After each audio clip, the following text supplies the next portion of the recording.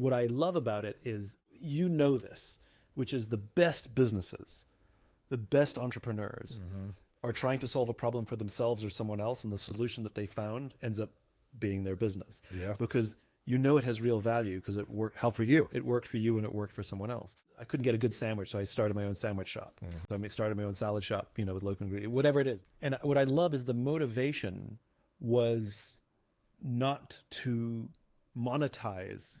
The motivation was to learn. I probably would have never been in this position if two things didn't happen. One, my dad had gotten into a near fatal car accident when I was 22, my senior year in college.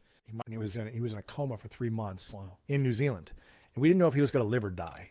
And my dad always said, go chase your dreams. And if it doesn't work out, or when you're done, you can always come work for me and sell insurance. And I grew up learning about life insurance, but it wasn't like my passion. It wasn't like my calling, but it was a safety net though. It was like, okay, my dad has figured out how to make money after 32 years of busting his butt. The last 5 years before his accident, he was starting to get bigger commissions from those, 25 plus years. They were like, finally it was paying off. Like finally he could buy a new car. Finally, like he could go on better vacations. It was like all that hard work paid off. And then boom, he gets this accident.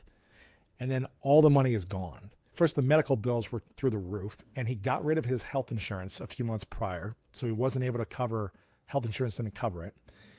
When they flew him back from New Zealand, he finally woke up 3 months later, flew him back. He was physically in this world, but it was like he emotionally, spiritually gone. He wasn't the same man. So it was like talking to a child who didn't remember who you were. So the sadness that I felt and our whole family felt was worse than like him losing his money. And he lost his money essentially from the medical bills, but also his fiance at the time became power of attorney because he wasn't able to work anymore or really communicate. She took all the money out of his life insurance policies that he invested in us. He had ownership of them and took all the money. So there was nothing for us.